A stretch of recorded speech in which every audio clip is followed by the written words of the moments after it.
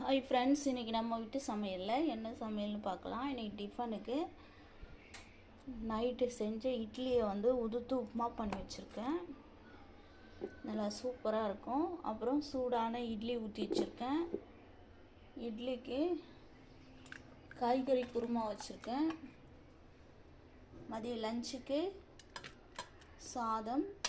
சாதத்துக்கு முள்ளங்கி சாம்பார், நல்லா கமகமன்னு முள்ளங்கி சாம்பார் வச்சுருக்கேன்.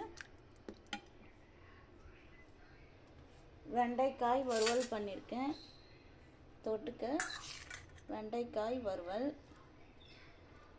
இவ்வளோதான் எங்கள் வீட்டு சமையல். வாங்க ஃப்ரெண்ட்ஸ், சாப்பிடலாம். இந்த வீடியோ உங்களுக்கு பிடிச்சிருந்தால் லைக் பண்ணுங்கள், ஷேர் பண்ணுங்கள், சப்ஸ்கிரைப் பண்ணுங்கள். மறக்காமல் லைக் பட்டனை ப்ரெஸ் பண்ணுங்கள்.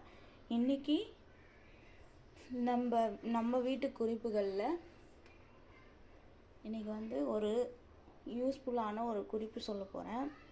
இந்த கறிவேப்பிலை, கொத்தமல்லிலாம் வாங்கிக்கிட்டு ஒரு வாரம் 2 வாரம் வச்சு யூஸ் பண்ண முடியலன்னு நிறைய பேர் கஷ்டப்படுறீங்க.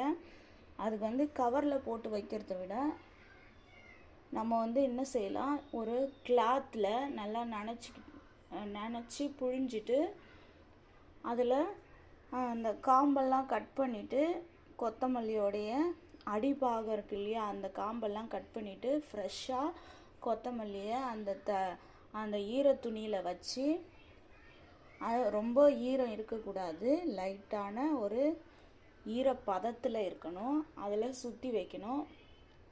சுற்றி வச்சு கவரில் போட்டு வச்சிட்டோம்னா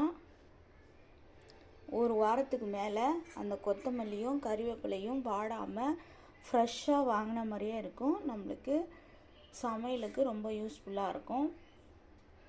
இந்த குறிப்பு உங்களுக்கு பிடிச்சிருந்தால் லைக் பண்ணுங்கள், ஷேர் பண்ணுங்கள், சப்ஸ்கிரைப் பண்ணுங்கள். நீங்களும் மறக்காமல் ட்ரை பண்ணி பாருங்கள். Okay, bye friends.